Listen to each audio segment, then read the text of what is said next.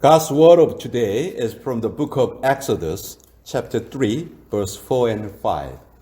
오늘 하나님께서 우리에게 주시는 말씀, 구약성경 출애굽기 3장 4절과 5절의 말씀입니다.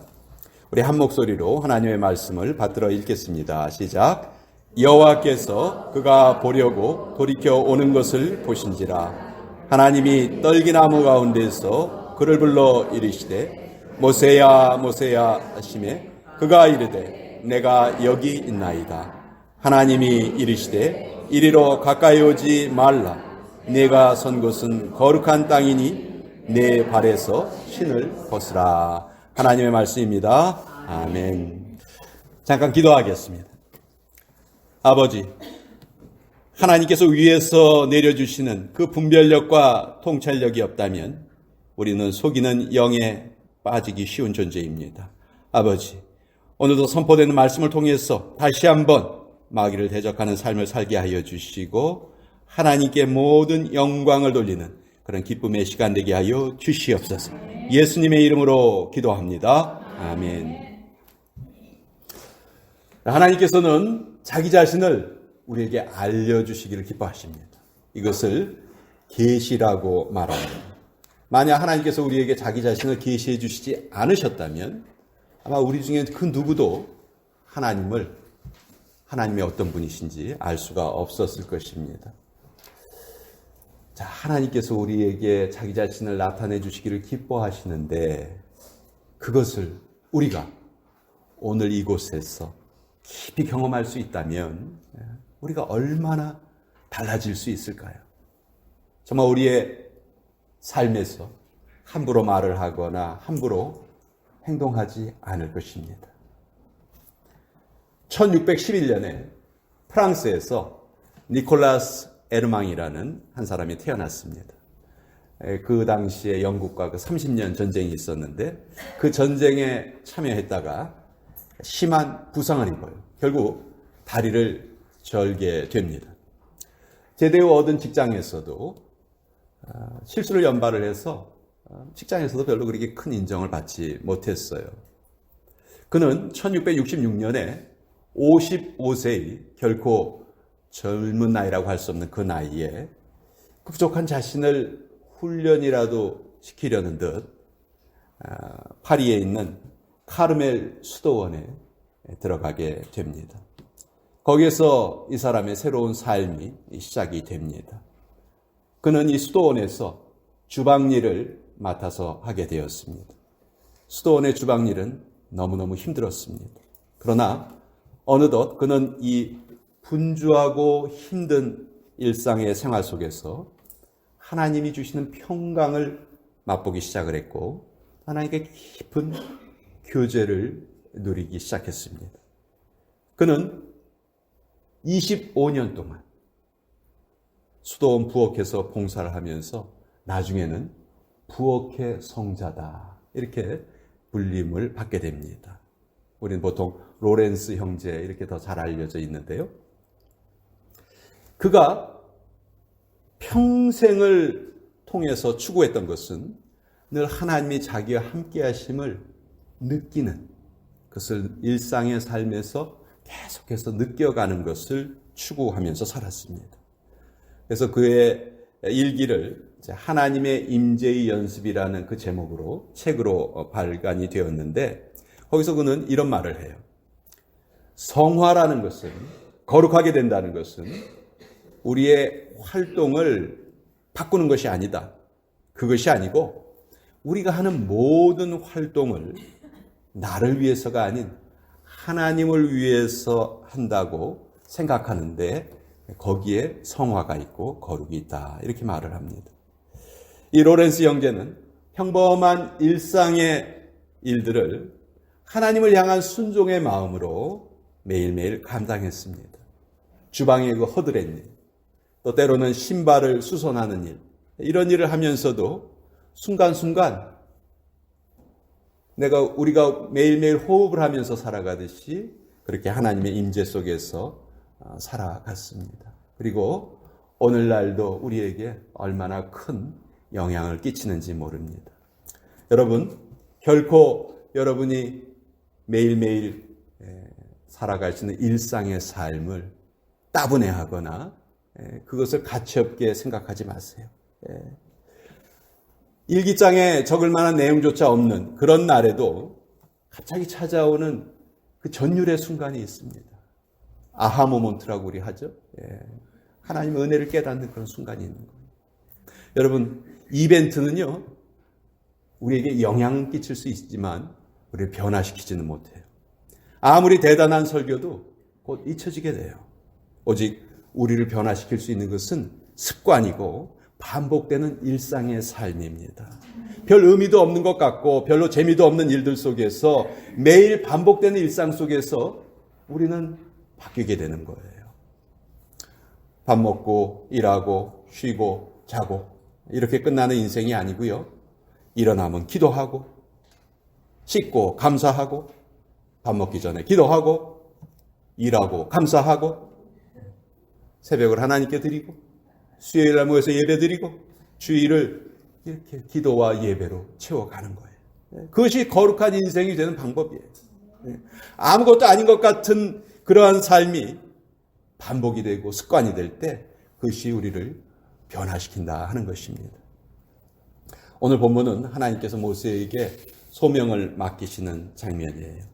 하나님께서는 떨기나무에 붙은 불이 꺼지지 않고 계속 타는 아주 특별한 방법으로 자기 자신을 모세에게 나타내 주세요.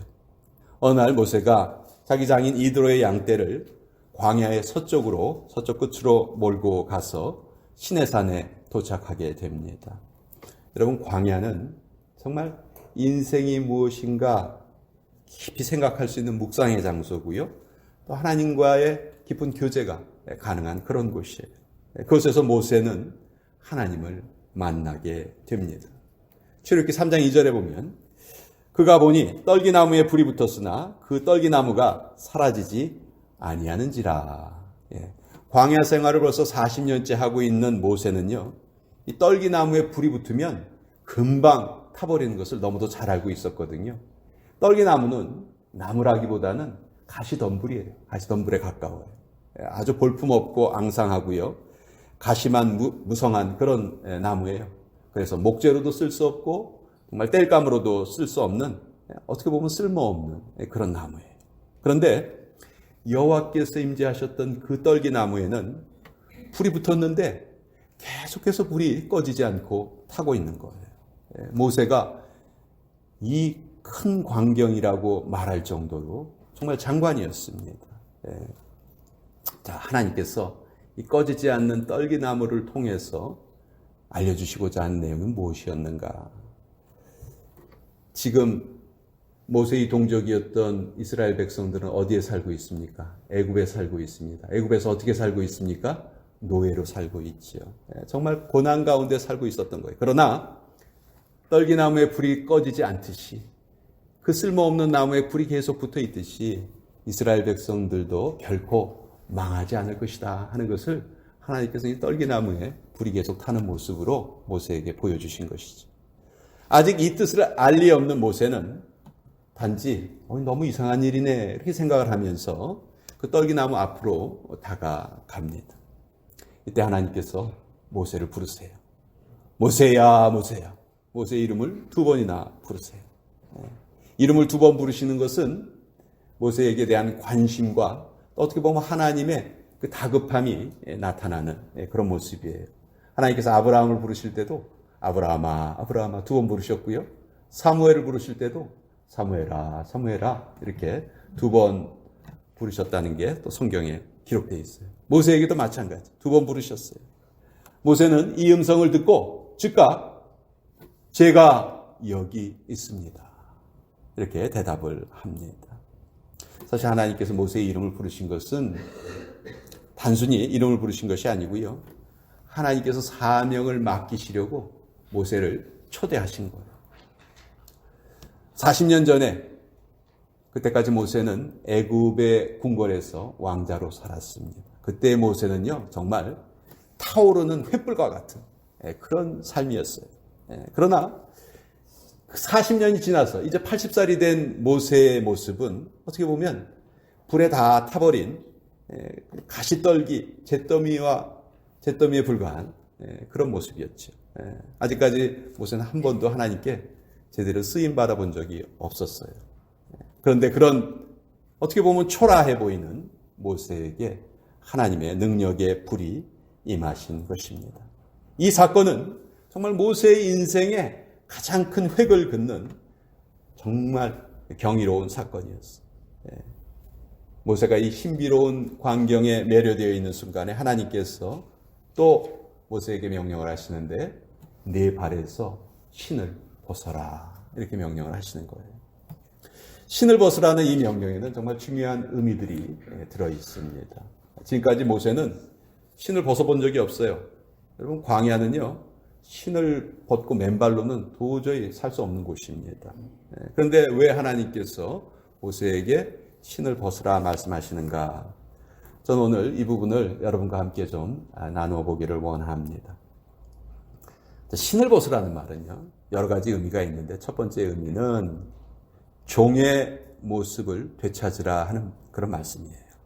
여러분 고대의 노예에게는 두 가지가 없었어요. 첫째는 신발이 없었고요. 두 번째는 이부자리가 없었어요. 그래서 종들은 노예는 맨발로 다녔고요. 또 그냥 지푸라기 위에서 잠을 자고 그랬던 거죠. 또 고대에는 그 사람의 신분을 뭘로 알 수 있냐면요. 신발을 보면 알 수 있는 거예요. 신발을. 그 사람이 어떤 신발을 신고 있는지 이제 신분을 알 수가 있어요.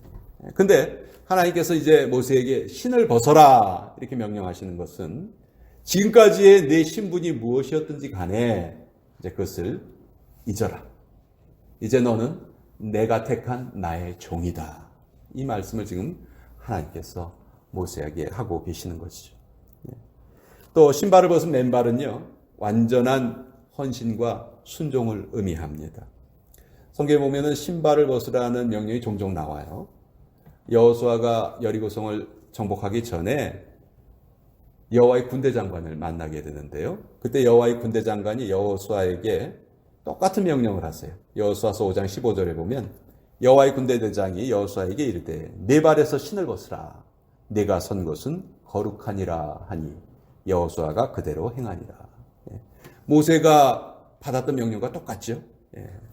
또 이스라엘에는요 독특한 그 율례가 있었는데 형제들 중에 한 사람이 자식이 없이 죽게 되면 그 형제 중에 다른 형제가 형수나 제수와 결혼을 해서 아이를 낳아주고 그 죽은 사람의 대를 계속 이어가게 하는 그런 아주 독특한 법이 있었어요. 하나님께서 정해주신 법이에요.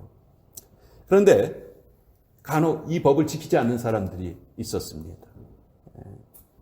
그런 사람들에게 하나님이 어떻게 명령하시는가? 신명기 25장 10절에 보면 이스라엘 중에서 그의 이름을 신벗김 받은 자의 집이라 부를 것이니라. 신을 벗겼다. 즉 지위와 권리를 박탈당했다. 그런 뜻이에요. 물론 자발적으로 포기하는 경우도 있습니다. 룻기서에 보면요. 보아스가 룻하고 결혼을 하고 싶었는데 자기보다 먼저 우선권이 있는 사람이 있었죠. 근데 그 사람이 그 권리를 포기하고 보아스에게 양보를 해요. 룻기서 4장 8절에 보면 이에 그 기업 물을 자가 보아스에게 이르되 내가 너를 위하여 사라 하고 그의 신을 벗는지라. 여기에 신을 벗었다는 것은 자기의 권리를 양보했다는 거예요. 양보한 거예요. 자, 모세가 하나님의 명령대로 신을 벗었습니다. 자기 지위를 포기한 것이고요. 자기의 권리도 포기한 것이고. 자기가 외국에서 왕자였건 지금 양치기였건 그것은 다 중요하지 않은 것이라는 거죠. 하나님께 온전히 자기 자신을 드렸다는 것을 말합니다. 이렇게 신을 벗었다는 것은요. 이제 내 힘으로 살지 않겠습니다. 오직 하나님의 은혜로 살겠습니다 하는 그런 신앙 고백의 또 다른 형태예요. 아기들은요. 처음에 태어나면 신발을 신지 않고 부모에게 업혀서 다닙니다. 그렇죠? 근데 아기가 딱 이제 신발을 신게 되면요. 그때부터는 어떻게 해요? 지가 가고 싶은 곳에 막 가요. 여기도 가고 저기도 가고. 이집트에서 자라났던 모세, 40살까지는 그곳에서 교육을 받고 애굽의 신발을 신고 있었습니다. 그런데 이제 하나님께서 그 신발을 벗으라 하시는 거예요. 인생의 행로를 바꾸라 하시는 거죠. 더 이상 너의 생각으로, 너의 힘으로 이 세상을 살려 하지 말고 내가 인도하는 곳으로 이제 가거라 하는 말씀이에요. 여러분, 우리도 마찬가지예요. 우리도 우리의 출입을 이제 하나님께 온전히 맡겨야 돼요. 우리 발에서 신을 벗는다는 것은 우리 인생의 모든 주권을 하나님께 내어드린다 하는 것과 똑같은 말이에요. 아직도 여러분의 생각, 여러분의 아집의 신을 신고 그대로 계십니까? 거기에는 결코 평안도 없고 안식도 없고 삶의 의미가 있을 수가 없습니다. 사실 오랫동안 사람의 발은요, 노출이 좀 금기시되었어요. 특별히 과거에는요, 영국의 상류사회에서는 피아노 페달에도 꼭 양말을 만들어서 신겼습니다. 18세기 영국의 작가 헨리 필딩은 여인이 발을 노출시키는 것은 죽음에 버금가는 수치다, 그렇게 말하기도 했어요. 이것이 전통이 되어서 그런지 서양 사람들은 신을 잘 안 벗어요. 그렇죠? 침실에서 잘 안 벗어요. 그런데 우리 한국 사람들은 또 신을 너무 잘 벗어요. 비행기를 타도요, 좌석에 딱 앉으면 신발부터 벗어요. 저는 모세를 더 많이 닮아서 그렇다, 그렇게 생각합니다. 하나님께서 모세에게 신발을 벗으라 말씀하시는 것은 이제 우리의 옛 성품을 다 버리고 하나님 앞에 더 겸손해지라는 그런 말씀이에요. 여러분, 모세가 과거에 저질렀던 결정적인 실수가 무엇이었을까요? 40년 전에 모세는 애굽 사람을 쳐 죽인 그런 과거가 있지요. 그 후 광야 생활 40년은요, 사실 모세는 그 무거운 짐에 묶여 있었어요. 그런데 이제 하나님께서 너의 그 추악한 과거, 애굽인을 살해했던 그 과거의 짐을 이제 벗어버려라, 하나님께서 말씀하시는 겁니다. 그것이 하나님의 사명을 감당하는데 족쇄가 되기 때문에 그래요. 여러분, 79세의 모세와 80세의 모세, 차이점이 뭘까요? 딱 한 가지밖에 없어요. 하나님의 말씀을 들었느냐, 듣지 못했느냐, 그 한 가지 차이밖에 없습니다. 모세가 하나님의 음성에 순종하기로 다짐하면서 신발을 벗고 나아갈 때 이제 그에게는 한 번도 상상해보지 못했던 새로운 인생길이 열리게 됩니다. 내가 너와 함께 있으리라. 하나님의 이 약속은요, 오늘도 변함이 없어요. 그런데 이 약속이 이루어지려면 반드시 우리가 먼저 또 해야 될 일이 있습니다. 내 발에서 신을 벗으라 하는 이 말씀에 순종해야 되는 거예요. 거룩한 하나님의 임재 앞에서 늘 더러운 신을 벗는 그런 의식을 우리가 가지고 살아야 한다는 것이죠. 우리의 못된 습관, 알량한 자존심, 또 세상을 향하고자 하는 그런 마음, 이런 마음을 우리는 다 벗어 던져야 합니다. 거룩한 곳에 설 자에게 더 이상 더러운 신발이 어울리지 않기 때문에 그렇습니다. 하나님께서 우리에게 알려주시는 방법은요, 늘 자기 부인에서 시작하는 것 같아요.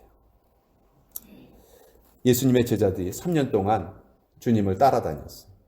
그런데도 옛사람의 신을 벗지 못했어요.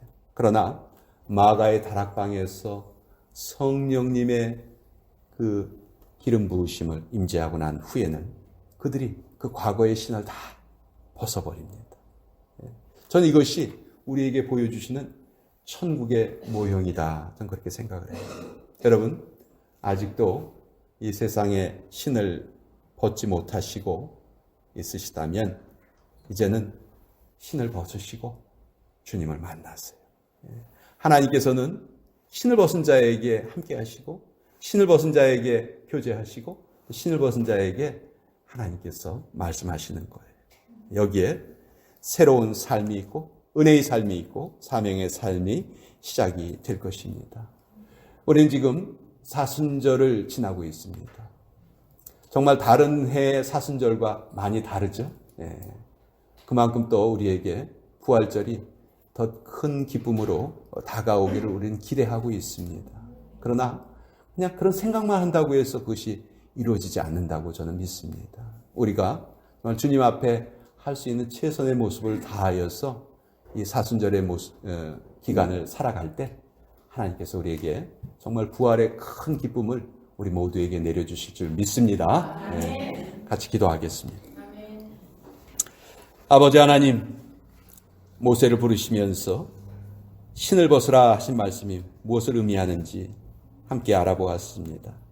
거룩하신 주님의 임재에 들어가기 위해서 과거의 상처와 실패와 또 나의 자존심과 또 세상 사람들이 추구하는 그 성공을 향하고자 하는 나의 모든 생각들이 주님의 생각으로, 주님의 은혜로 다스림 받아야 함을 깊이 깨닫게 됩니다. 아버지 하나님, 이 사순절의 기간 중에 반드시 벗어야 하는 것들을 꼭 이루게 하여 주셔서 아버지 올해의 부활절을 그 어느 해보다도 기쁘게 맞이하게 하여 주시옵소서. 예수님의 이름으로 기도합니다. 아멘. 우리 다 자리에서